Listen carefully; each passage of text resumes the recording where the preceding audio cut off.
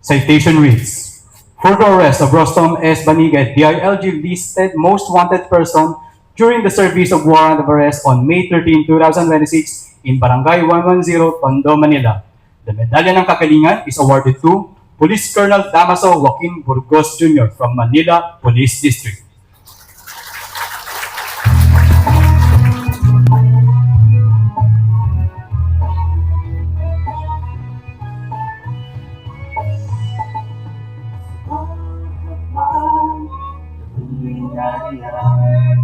Galing sa pulis, kanyang tahanan.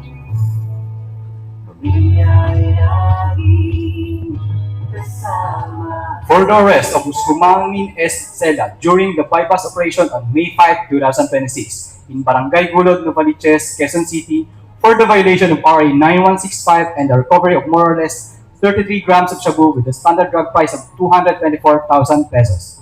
The Medalya ng Kagalingan is awarded to Police Staff Sergeant Mark Joseph Arcilla Lambo from Quezon City Police District. Bawat tahanan, hindi mababayaan. Tayo'y mamahalan at magkaisa. Tayo'y sama-sama.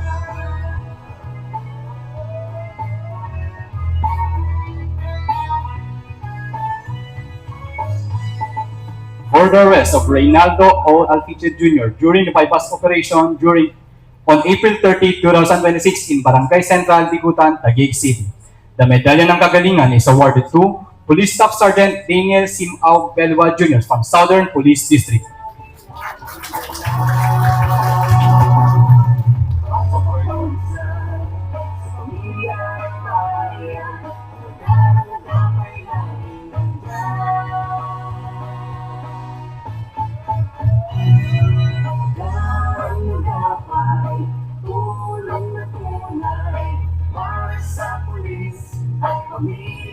For the arrest of Eduardo Morales Palino, top 3 most wanted person and top 2 most wanted person station level during the manhunt operation on April 26, 2026 in Barangay Apaya, Villasisio, Abra.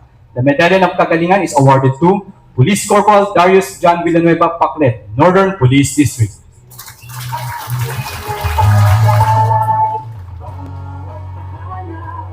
Hindi mababayaan. Tayo'y magmahalan at magkaisa. Tayo'y sama-sama.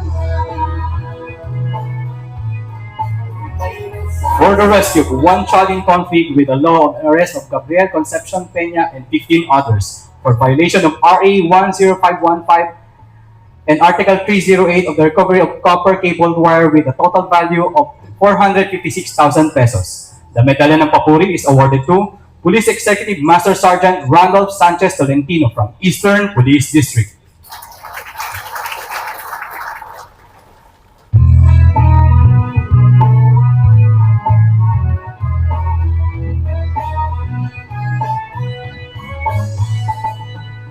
Bawat kapal, pagiging nariyan.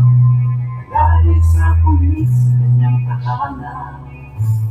For the unwavering professionalism and exceptional dedication to service rendered as Secretariat during the conduct of Regional Oversight Committee meeting on Anti-Illegal Drugs and Enhanced Managing Police Operation for the first cycle calendar year 2026. The Medalya ng Pagkilala is awarded to NUP Marilu de los Santos Mangalyag, Regional Operations Division. By direction of Police Major General Abirin, Official, Rodel A. Pastor, Police Brigadier General, Chief of Regional Staff. Signed, Percival R. Zurita, Police Colonel, Chief RPRMD.